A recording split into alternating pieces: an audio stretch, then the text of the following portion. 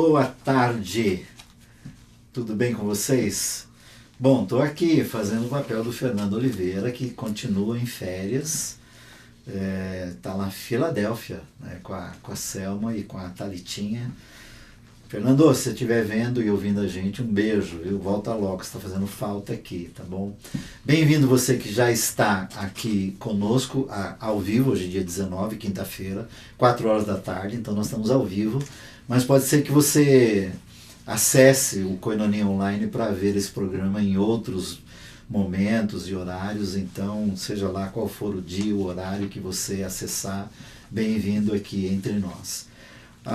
Esse programa, bem como todos os programas que nós gravamos até aqui, já são mais de 100 programas, eles estão em arquivo, você pode acessar e também pode recomendar. Aliás, eu recomendo que você recomende, porque tem alguns temas que são muito interessantes, com gente de primeiríssima, como é o caso dessas duas últimas quintas-feiras, isto é, quinta passada e hoje, que eu tenho a alegria de estar recebendo aqui no estúdio mais uma vez o meu querido amigo Marcos Nicolini, que, como eu disse na semana passada, mais do que as credenciais que ele tem para discutir e elaborar sobre os temas que nós estamos propondo, Marcos é um amigo. E eu dizia até para lá, a minha mulher, Marcos, que você conhece bem, que eu e você, assim, se deixar... É um dia, 2 à noite, a gente vai conversando, mastigando, comendo, e assunto é que não falta. Assunto é que não falta. E na semana passada, nós falamos sobre a igreja virtual, e a repercussão foi muito interessante, e fomos recebendo perguntas à medida que o Marcos foi apresentado como filósofo, como cientista da religião.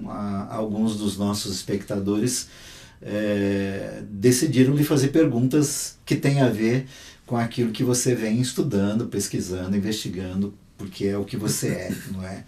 E das perguntas que surgiram na semana passada, nós acabamos propondo o texto desse programa aqui, que é conversarmos um pouco sobre ateísmo. Eu lembro aqui que a Michelle e o Pedro falaram sobre esse assunto, que o Lucas Borja também tocou nesse tema, que, enfim, alguns dos que se manifestaram a semana passada, eles nos fizeram perguntas a respeito do ateísmo, como tema, não é?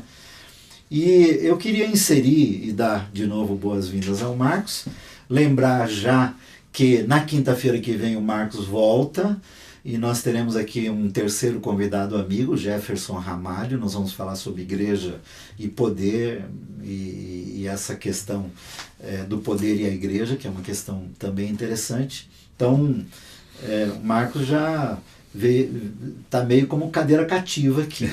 Então, para inserir o Marcos com os bem-vindos, né, ao programa de hoje, eu queria perguntar, Marcos, assim... Você que é um estudioso, você entende, você acha que o ateísmo como tema e como proposta para um tema, ele faz sentido ser trazido para uma roda, para uma mesa, para um programa como esse, que é um papo, na verdade, nós vamos conversar a respeito do tema. Você acha que faz sentido? Eu digo, para nós os que cremos, né? Porque eu e você somos dos que cremos, né? Nós não temos... complexidades nesse sentido. Temos outras, né? Mas você acha que vale a pena trazer esse tema para uma conversa como a que nós pretendemos agora? Bem-vindo. Obrigado, cara. Eu agradeço pela segunda vez estar aqui, é bacana, a gente já vem conversando desde a hora do almoço, né? E foi gostoso, porque a gente vai meio que esquentando o assunto, vai diminuindo um pouco as tensões, né? Porque sempre é um pouco tenso. E é sempre gostoso pensar que a gente está num papo, né? Como a gente falou semana passada. Semana passada, pensando nessa questão, vale a pena... Deixa eu dizer para os nossos web espectadores que eles podem participar o e-mail que aparece na tela pode ser utilizado, pode mandar aqui as perguntas que nós vamos, no tempo certo, colocá-las, tá bom? Desculpa. Não, legal. O mais bacana é isso. Essa interação mais bacana é pensar que não somos nós dois, somos nós dois mais N, né? Mais N. E essas posições são bacanas, inclusive nos motivou estar hoje aqui. Sim. Foram as interações, não tinha diretamente ligado à questão da virtualidade e tal, mas surgiram e nos pareceu muito interessante, né? Que não é um assunto teológico, é um assunto que tem a ver com a ciência da religião, mas não é teológico, então isso nos motivou mais ainda.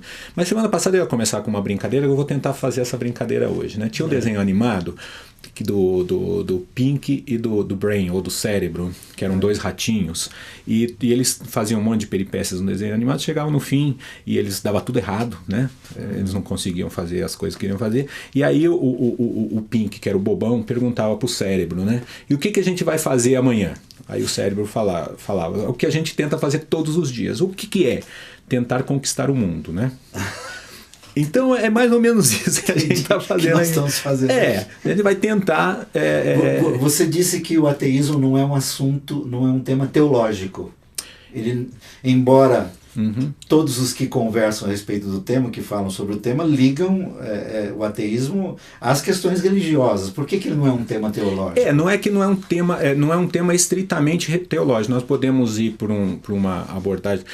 Uma coisa interessante que eu acho é o seguinte: quando eu comprei uma Bíblia uma vez, a Bíblia Vida Nova, muitos anos atrás, tinha atrás uma série de estudos bíblicos e um glossário.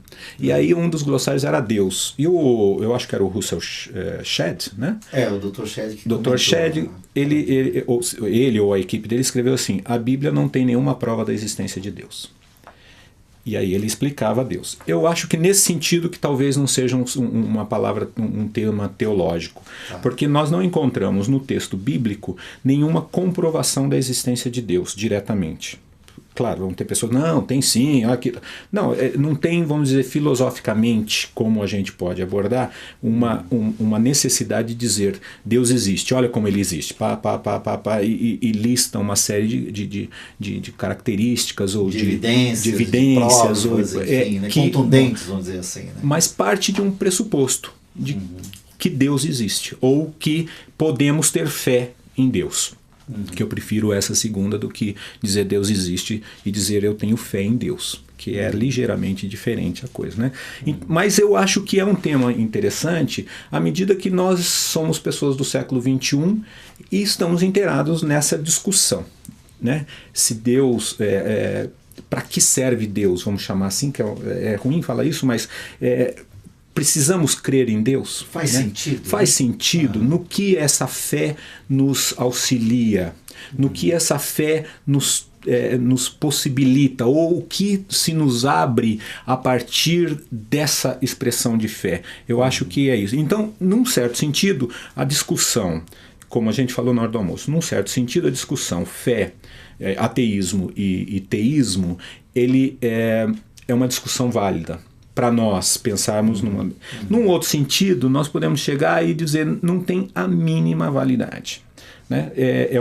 Não é que não tem a mínima validade. Não tem validade para o dia a dia das pessoas comuns. É uma discussão de cunho acadêmico, de cunho do intelectual. Esse sim se importa com essas questões, com esses filigramas, com esses detalhes de Deus. Para nós, talvez não. Coisa. Daniel, aumenta a letra para mim que eu não estou conseguindo ler. Ou então vamos fazer como a semana passada. Vai no papelzinho, né? Ou a letra aumenta ou você me traz aqui as perguntas e observações. Tá bom, Daniel? Ô Marcos, mas assim, não quero interromper o seu raciocínio, mas assim, você falou que é uma discussão mais para o nível acadêmico, para o gueto da academia.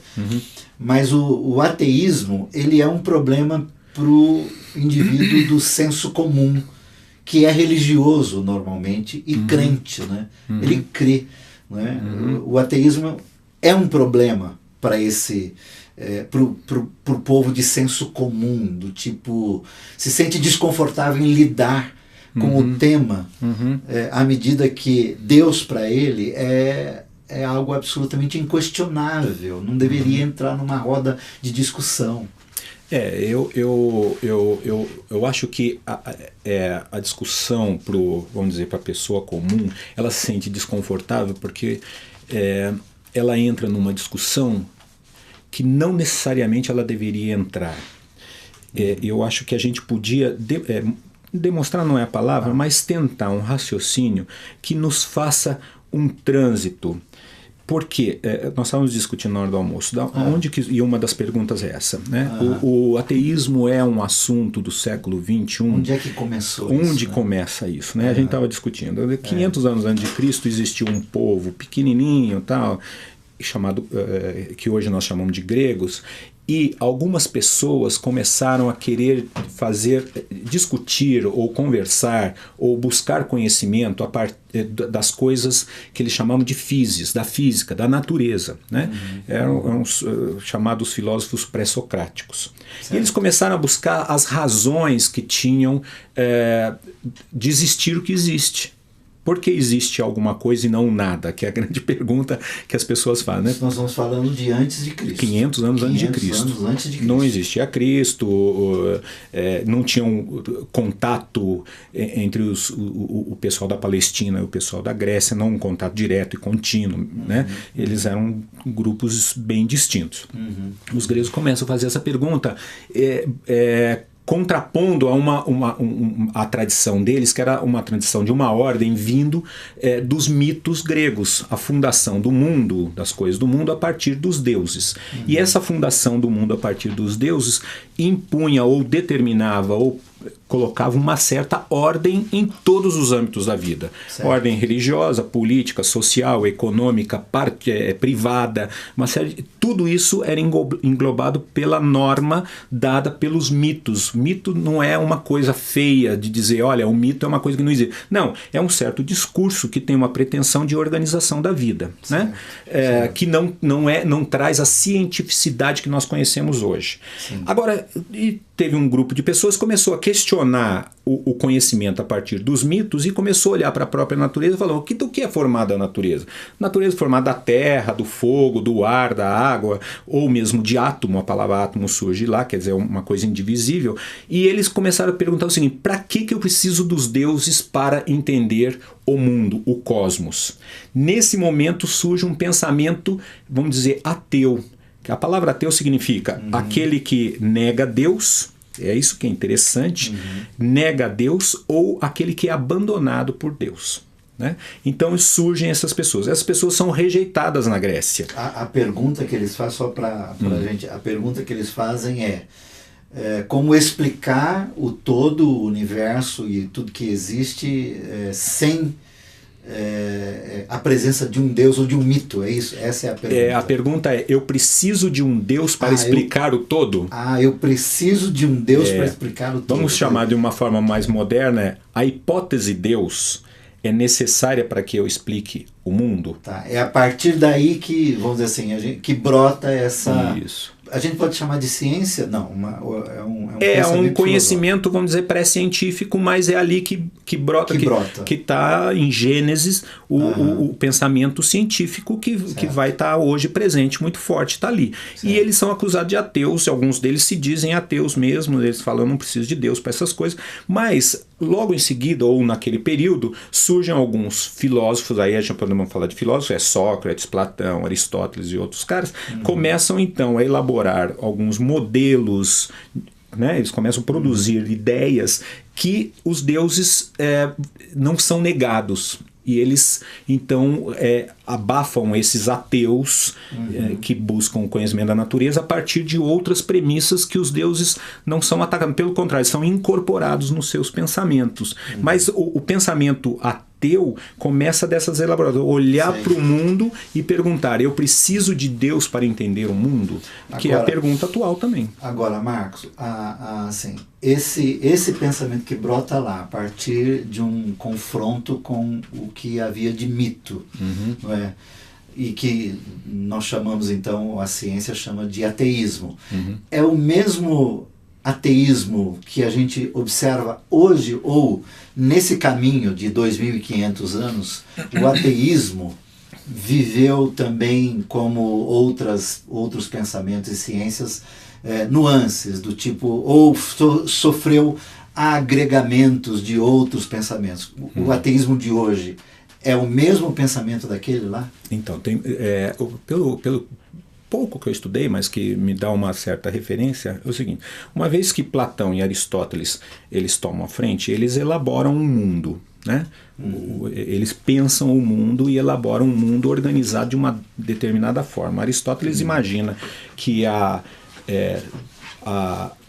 por exemplo, a Terra, ela se move e nós nos movemos. Mover não é simplesmente como hoje, mover cinemático é envelhecer, duplicar, andar, um monte de... Todo movimento qualitativo e não quantitativo. Então, viver, crescer e morrer é um movimento, ainda que só mude qualitativamente, né?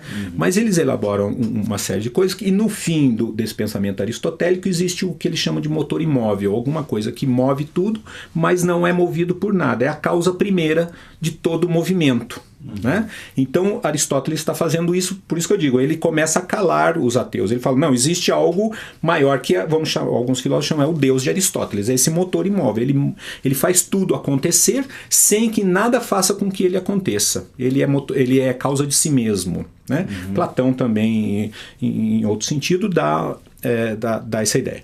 Esse pensamento ele ganha peso no Ocidente greco-romano e depois, quando vem o cristianismo faz uma síntese.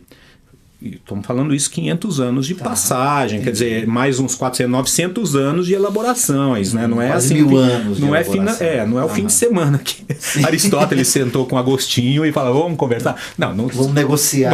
Que vai ser esse negócio. Então, existia, por exemplo, nos neoplatônicos, gente que junta o platonismo mais o aristotelismo e cria um outro modelo, que é bem perto de Agostinho. Eles pensam na figura do Uno. O Uno é esse Deus que junta tudo nele. Tudo que é bom, tudo que é justo, tudo que é verdadeiro, tudo que é perfeito está nessa figura do Uno. Agostinho e os cristãos falam, opa, o que vocês chamam de Uno, eu chamo de Deus. Nós chamamos de Deus. E aí, o eterno, incorruptível, imovível, porque ele move os outros, mas não se move. Então ele, percebe? Ele nunca se altera. Aí os neoplatônicos falam assim, bom, mas o Uno, ele se realiza num pensamento, num logoi, num logos. Opa, o que você chama de pensamento, eu chamo de Jesus Cristo, o logos que se fez carne. E assim foram se fazendo sínteses entre o neoplatonismo e, vamos dizer, alguns pensamentos de Paulo.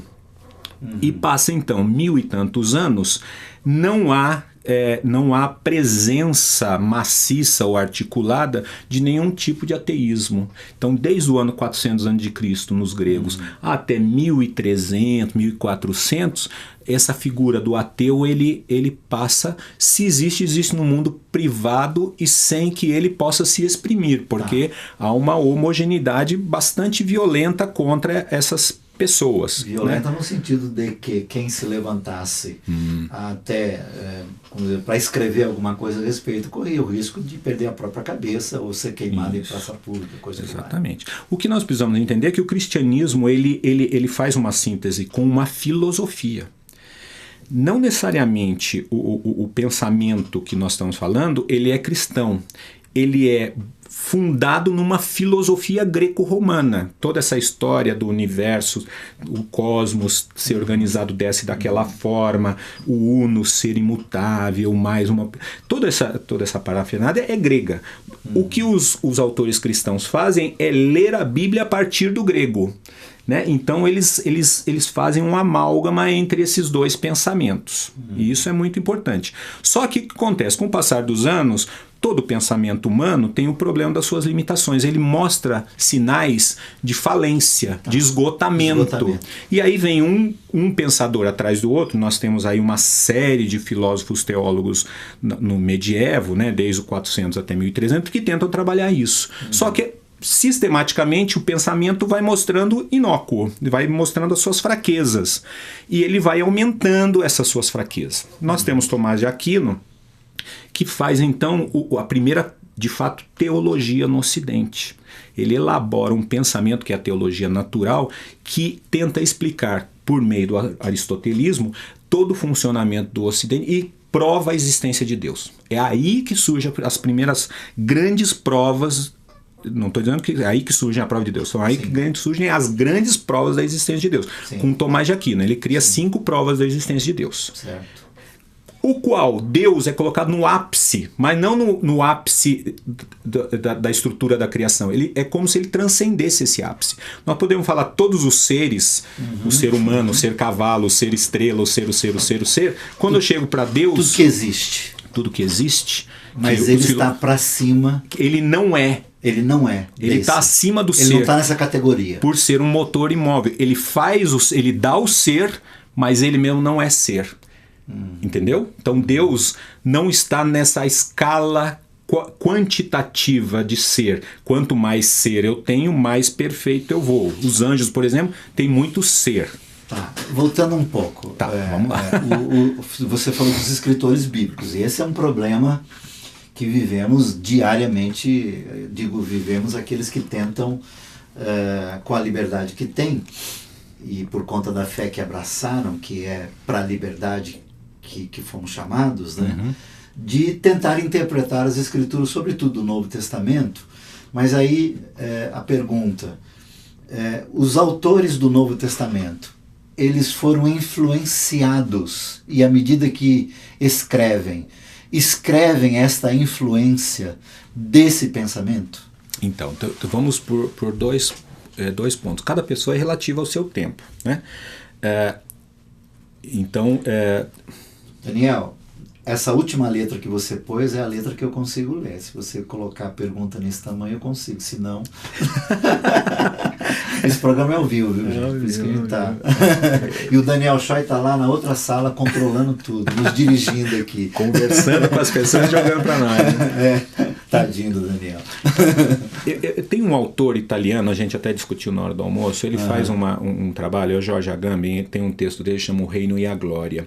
E ele tenta trabalhar como que o Ocidente é formado a partir, e ele cria uma ruptura, a partir da igreja mesmo. Ele é um autor ateu, mas ele escreve coisas muito interessantes. Ele fala o seguinte: Paulo, quando está escrevendo os seus textos, ele usa a palavra economia, que para nós hoje parece coisa de economista, né, de dinheiro, Banco Central, aquela coisa. Na época, economia, eco significa lugar e nomos, ordem, o lugar da ordem, que era a residência das pessoas, a vida privada, né? Então a economia trata do que é privado, de como eu organizo a minha vida privada. Como quando usamos a expressão a economia de Deus, né? Isso, é aí que está a questão. Quando Paulo usa a palavra economia de Deus, nos textos que ele escreve, nas cartas e tudo mais, e Paulo é o cara que escreve economia, sim, nesse sentido de economia, ele está falando de como o mistério da salvação se coloca na história. Então é o mistério da economia.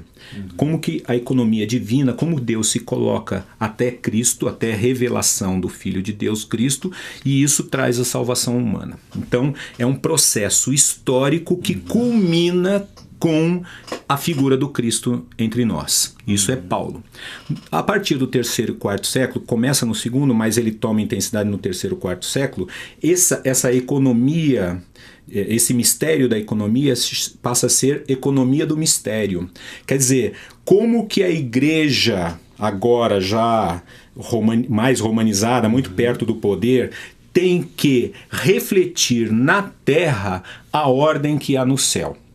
Então, se o céu, a ordem, é Deus, arcanjos, querubins, serafins, anjos, e potestades e principados, isso daí está em pseudo Dionísio Areopagita, ele que elabora a hierarquia divina, essa hierarquia, se existe uma hierarquia no céu, como que agora nós estabelecemos uma hierarquia na terra, de forma que a mesma glória que esteja no céu esteja na terra?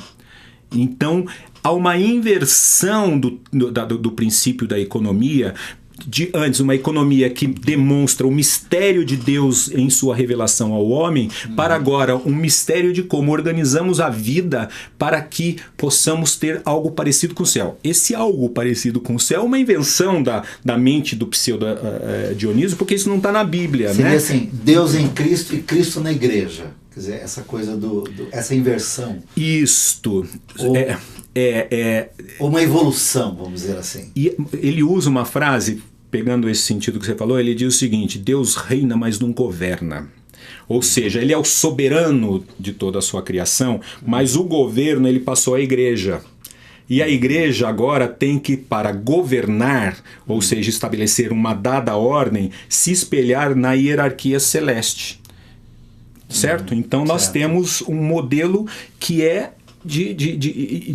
vamos dizer, imagético, né? Você traz à Terra uma imagem do celeste.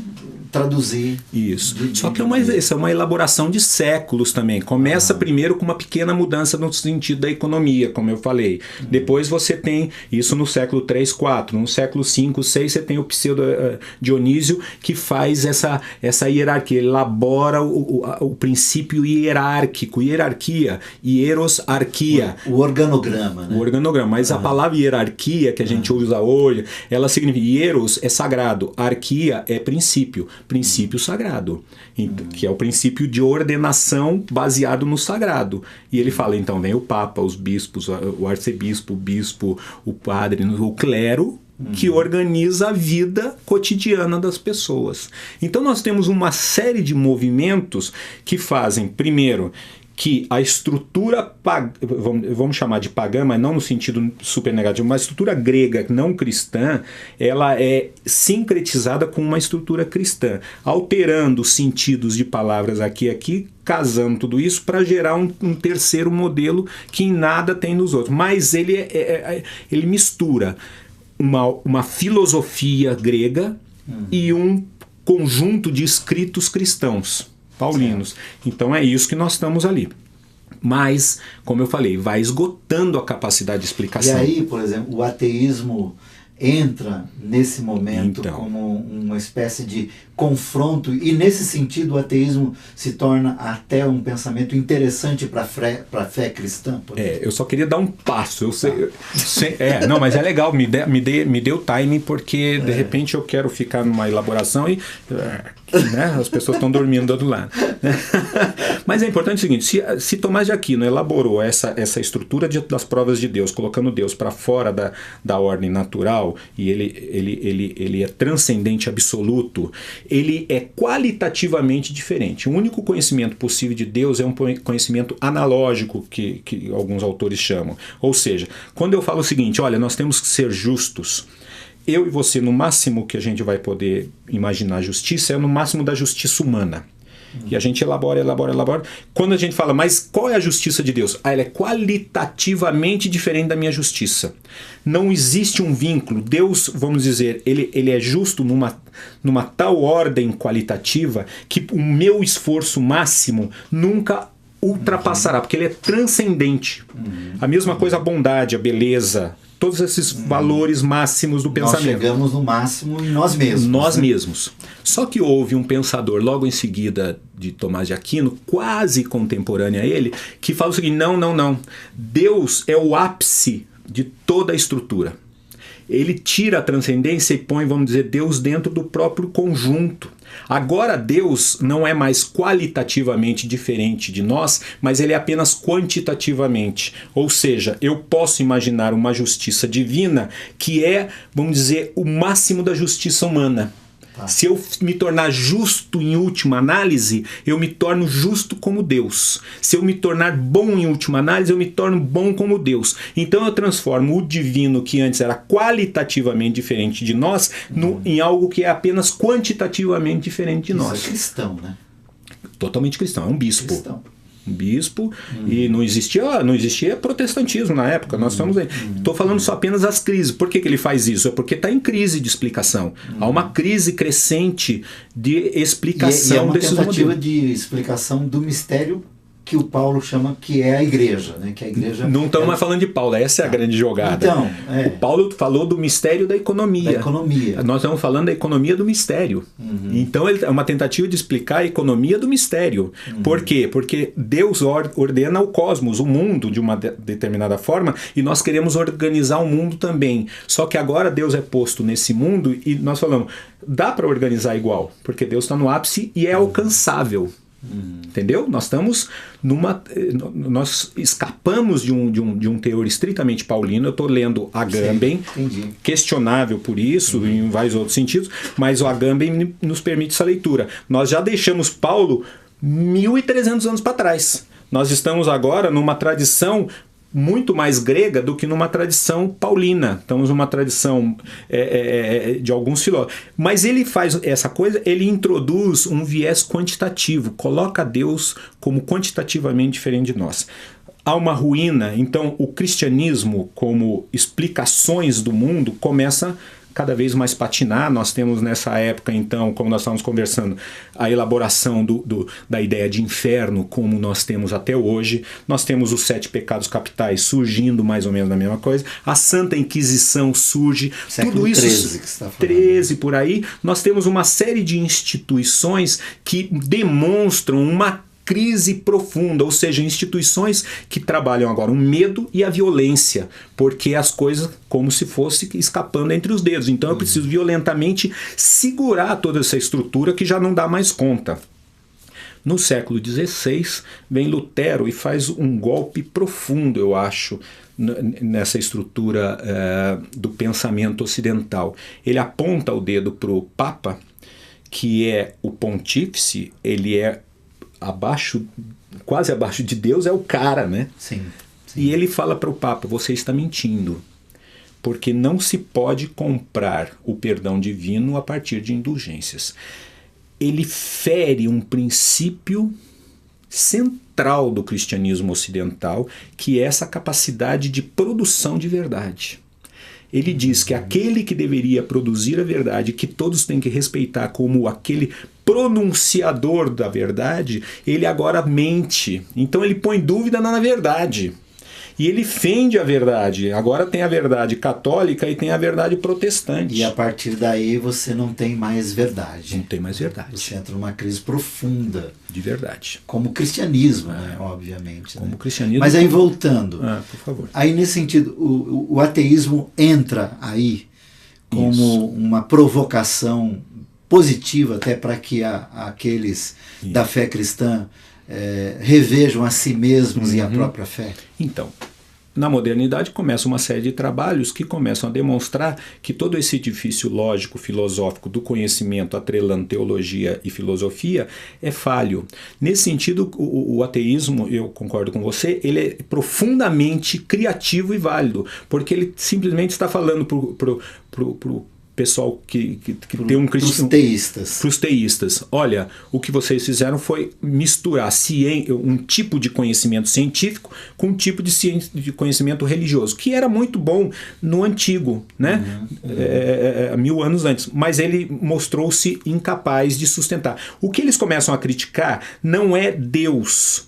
Se a gente pegar Galileu, Copérnico, mesmo Darwin, todos eles não estão criticando Deus ou a fé, eles estão fazendo uma crítica ao conhecimento científico que está amalgamado à religião. Mas no popular, esses 3 que você citou, eles são tidos como ateístas de carteirinha, né? Galileu não, né? Amigo do Papa, mas Darwin mas se a gente for ler a biografia de Darwin era um homem religioso do seu tempo. Ele era um cara que não ele produziu algo e ele, ao mesmo tempo, ele tinha dentro dele um conjunto de crenças religiosas, temor.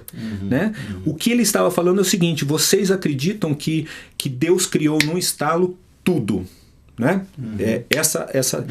E eu estou falando, não, isso daí não é uma crença religiosa, não é fé, isso não está na Bíblia. A estrutura da criação, como você está entendendo, não está na Bíblia, né? Vamos reduzir isso. Sim. Isso daí está em Aristóteles. Quem estava dizendo isso era Aristóteles, que as estruturas são imutáveis e preenchem toda uma cadeia. Um macaco nasceu macaco, quer dizer, ele foi criado macaco e ele não se altera dessa posição de macaco, ou um cavalo, ou um peixe, ou uma ameba. Todos esses animais, eles são imutáveis. Quem disse isso? Aristóteles. Nós podemos mostrar uma série de escritos, Aristóteles e seu seguidor, que isso é aristotélico. E ele está falando, é contra isto que eu estou falando. Eu não estou falando contra Deus existe ou não existe, se você deve ou não ter fé. Eu estou falando, essa ciência não explica a natureza. Ele não questionava a entidade, não, mas ele questionava a interpretação da entidade e a criação, enfim. E ele queria fazer a ciência, ele estava produzindo saberes com uma nova ciência. Só que acontece, Deus quantitativamente fazia parte dessa ciência. Ele está lá desde Dan Scott, ele faz parte dessa ciência. No momento que você ataca o edifício, a ponta do edifício, ele vem junto, ruindo junto. Por quê? Alguém colocou Deus ali.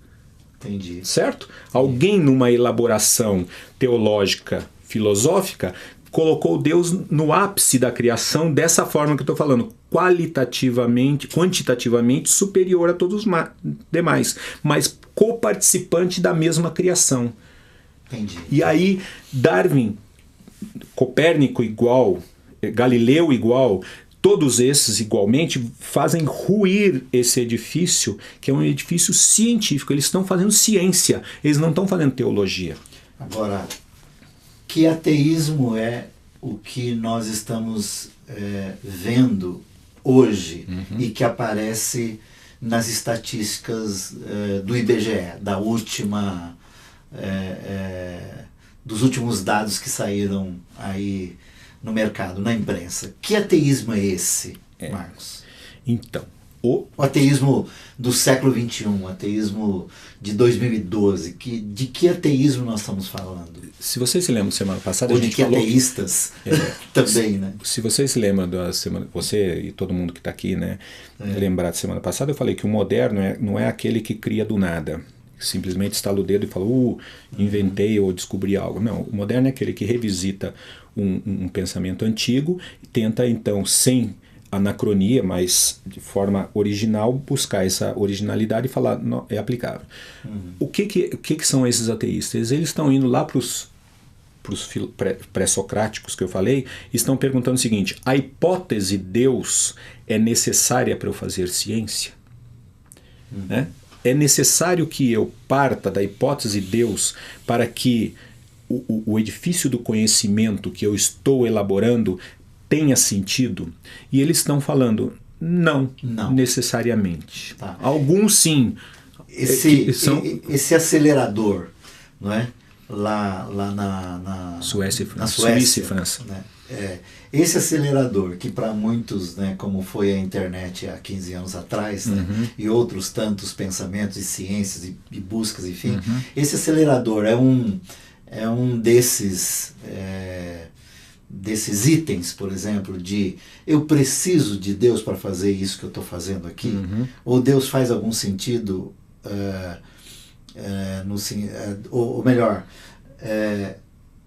há alguma contrariedade à soberania de Deus eu estar fazendo o que eu estou fazendo aqui, que é o caso desses cientistas que estão tentando chegar nessa chamada partícula de Deus? Então, é engraçado isso, né? Em vários sentidos.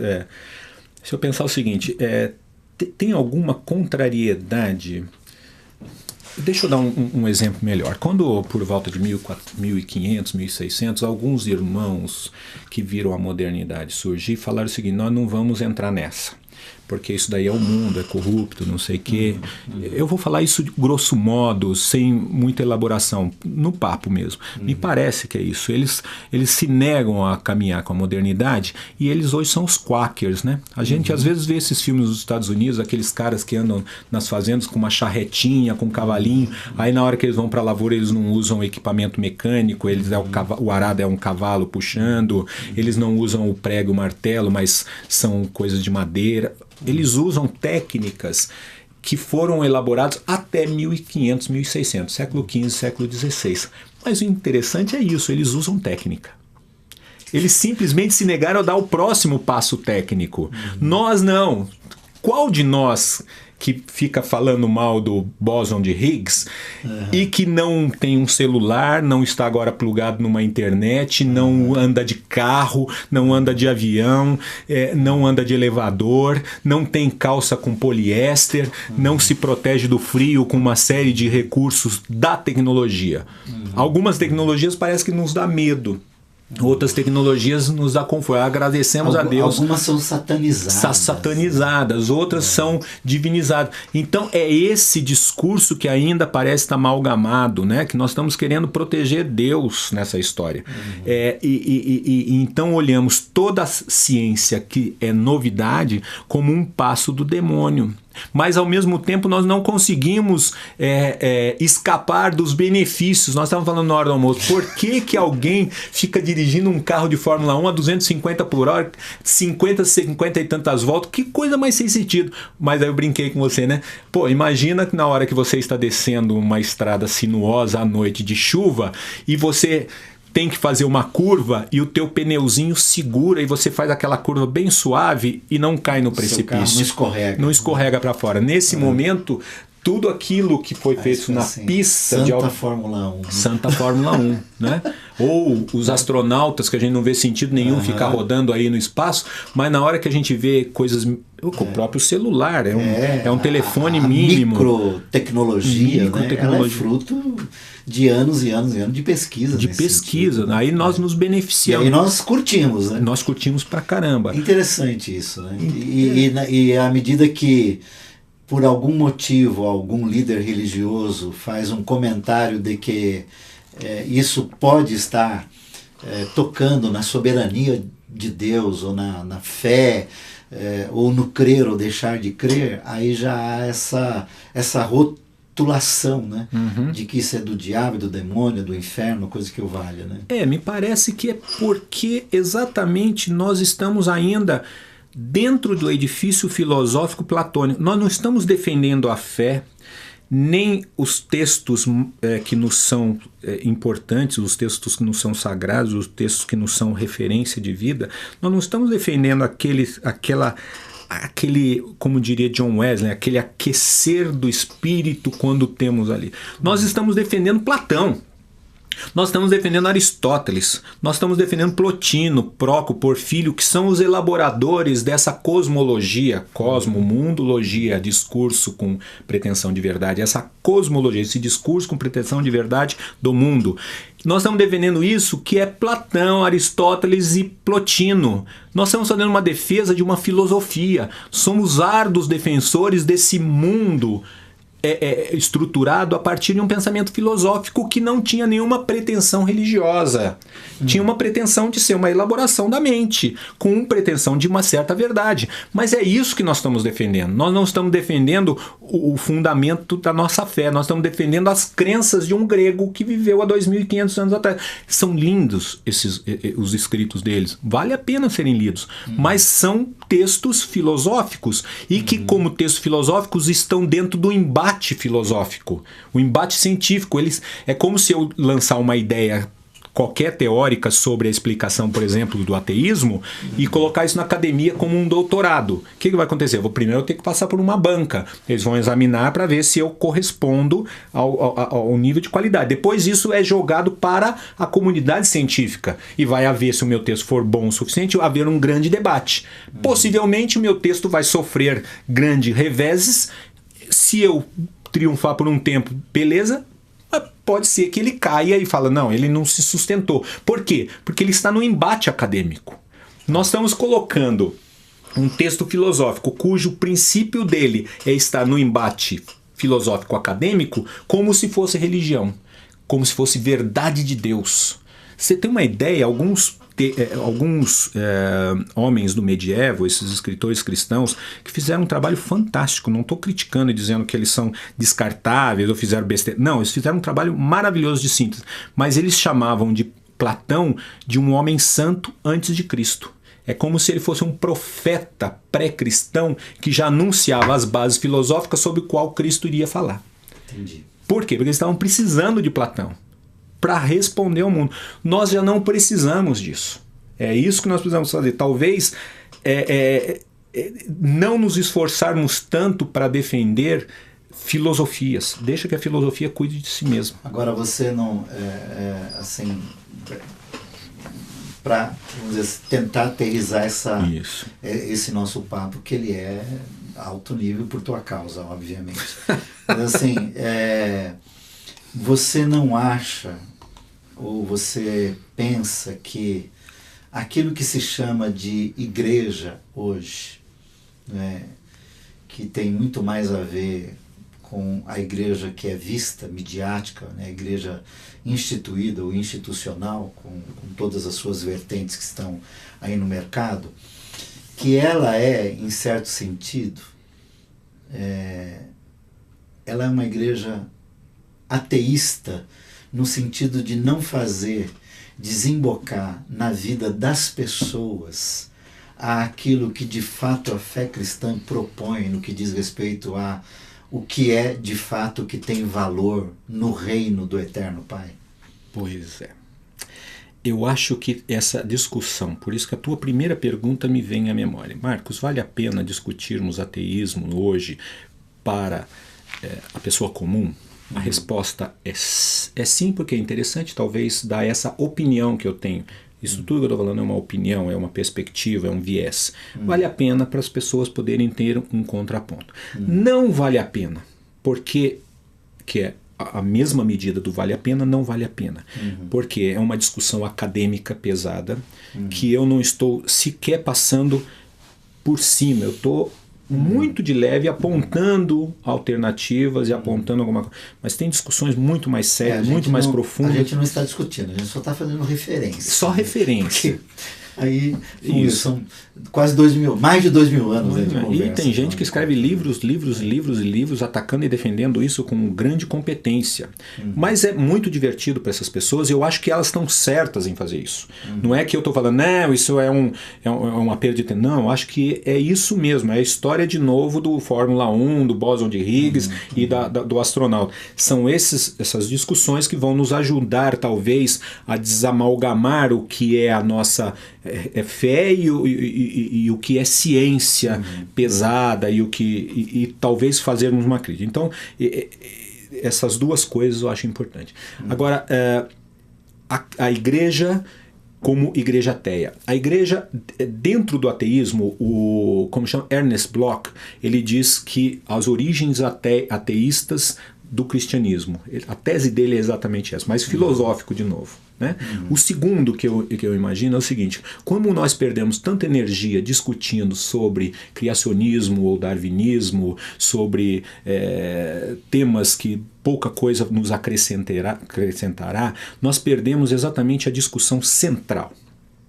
A discussão central para mim do cristianismo não é se Deus fez o homem a partir do macaco ou se Deus fez o homem no estalar de dedo no sexto dia. A discussão central para mim é a discussão do próprio Cristo. Quer dizer, o Cristo é o Deus que se fez carne e habitou entre nós. Ou seja, nesse momento, o Cristo ele é um encontro. Né? Ele se dá um encontro, Paulo vai dizer que ele se esvazia da sua divindade, se mostra como um de nós, e como um de nós, mais do que um de nós, padece para algo, né? Eu acho que esse encontro é que é importante. Eu acho que a discussão do ateísmo e do teísmo menos tem valor para... tem um valor para que a gente possa separar as coisas, e ao separar a gente possa perguntar o que é que aqueles caras do primeiro século, não do segundo em diante, do primeiro século, Paulo, Pedro, João, Tiago e os escritos das falas de Jesus feitos pelos evangelistas, o que eles estavam nos apontando. E o que eles estavam nos apontando é um Cristo entre nós, um Cristo que fala, o reino está presente, o reino está entre nós, arrependei-vos porque o reino é chegado. Essa coisa do reino é que perdeu sentido, e quando se fala em reino, normalmente volta-se a falar na hierarquia celeste. Aqui nós temos um pastor, um bispo, e ele tem a unção de Deus, e a unção de Deus é a cobertura de Deus. Pronto, instalou uma hierarquia. Venha domingo à casa de Deus, porque na casa de Deus vai operar milagres. De novo instauramos um lugar sagrado. Nós o tempo todo estamos voltando e não estamos discutindo, eu acho que o cerne da questão, que é o Cristo que encontra e que se dá ao encontro. Ele aceita que o outro venha ao encontro dele, né? O cego Bartimeu, Jesus, me cura. Ele para e ouve, né? Ou as crianças, deixa as crianças vir. Ele aceita o encontro ao mesmo instante que ele vai ao encontro de. Essa coisa que parece ser o cerne nosso e que está perdendo, porque nós estamos hoje num mundo onde a quantidade nos é medida de sucesso. Entendi. Né? Marcão, Oi. o Daniel falou pra gente encerrar o programa. Ai, o Daniel vai fazer isso conosco de novo. Não, mas tá ótimo. A última pergunta, e assim, pra gente fechar mesmo, né? Uhum. Você diria assim, Deus vai bem, obrigado, né? Apesar dos que creem, dos que não creem, e das ciências e da filosofia e de qualquer item que se utilize para se dizer qualquer coisa que seja, né? Deus vai muito bem, obrigado, né, Marcos? Eu diria que talvez para o ateu Deus vai bem, obrigado, mas nunca me esqueço que Deus foi crucificado pela religião, e eu acho que Deus ainda sangra. Entendi. Então eu volto um pouquinho à tua pergunta. Eu acho que Deus sangra um pouco ainda, está sangrando. E ele por nossa causa. E em certo sentido Deus ainda é ateu, ele é abandonado, né? Por isso que eu dei aquelas dois sentidos. Entendi. Aquele que não tem Deus, mas aquele também que é abandonado. Porque aqui é o Deus abandonado, não é abandonado de Deus, é abandonado de nós, né? Ao a gente ver alguém passando fome do nosso lado e não darmos de comer, alguém passando sede, não darmos de beber, alguém passando frio, não vestirmos, nós não fazemos isso a Deus. E, portanto, é Deus que está passando fome ao nosso lado, é Deus que está passando sede ao nosso lado, é o Deus que está passando frio ao nosso lado, é o Deus que está sangrando ao nosso lado. Nós achamos que isso é um evangelho social. E eu não vejo o evangelho social. Isso o evangelho é o evangelho, né? Esse é o evangelho. Isso quem falou não fui eu nem você. Foi o homem lá, né? Eu acho que é essa discussão que nós perdemos, né? O Agamben, de novo, nós estamos no último momento, mas o Agamben nos faz exatamente isso. Ele é um ateu, filósofo ateu, e foi fazer uma pregação na igreja de Notre Dame, em Paris, né? Que nós conhecemos, linda, né? E a igreja é maravilhosa. Ele foi lá convidado a falar aos bispos de Paris e ao clero parisiense. Ele falou o seguinte: a igreja se envolveu em tal sentido nos aspectos quantitativos e de poder e da ordem do mundo, que ela esqueceu o seu viés verdadeiro, que é o viés crítico do mundo, o viés de estar disponível às pessoas que estão à margem. Então, nesse sentido, o Cristo está à margem, sangrando, enquanto nós estamos discutindo se o homem veio do macaco ou veio do barro com o sopro do Ruá divino. E eu acho isso incalculável. Não é chão da vida. Não. O evangelho é chão da vida. Só a discussão do teísmo e ateísmo me serve para isso, para olhar que essa discussão acadêmica é bacana, eu gosto de ler esses livros, mas rapidamente eu falo o seguinte: e a pessoa que está ao meu lado? Né? Não estou falando somente o sofredor a pessoa, qualquer próximo, que eu estou cruzando, que está na medida da minha mão. Eu acho que nesse sentido, então, Deus não vai bem. Deus sangra. Marcos, mais uma vez, muito obrigado. Teremos a oportunidade de estar juntos aqui ainda na quinta-feira com o Jefferson Ramalho. Vamos continuar esse tema no sentido acadêmico, enquanto informação e até discussão, mas sempre tentando trazer isso para aquilo que é a nossa realidade no dia a dia. Mas valeu mais uma vez. Você que está aí, ou vocês que estarão por aí, muito obrigado. E se quiserem recomendar e compartilhar esse programa, faça isso. O Koinonia Online, além do Papo na Rede, tem o Meia Hora com o João Alexandre, tem o Plataforma e outras iniciativas muito interessantes. É um site para ser visto e ser recomendado, tá bom? Obrigado por estar com a gente e até quinta-feira, se Deus quiser. Tchau!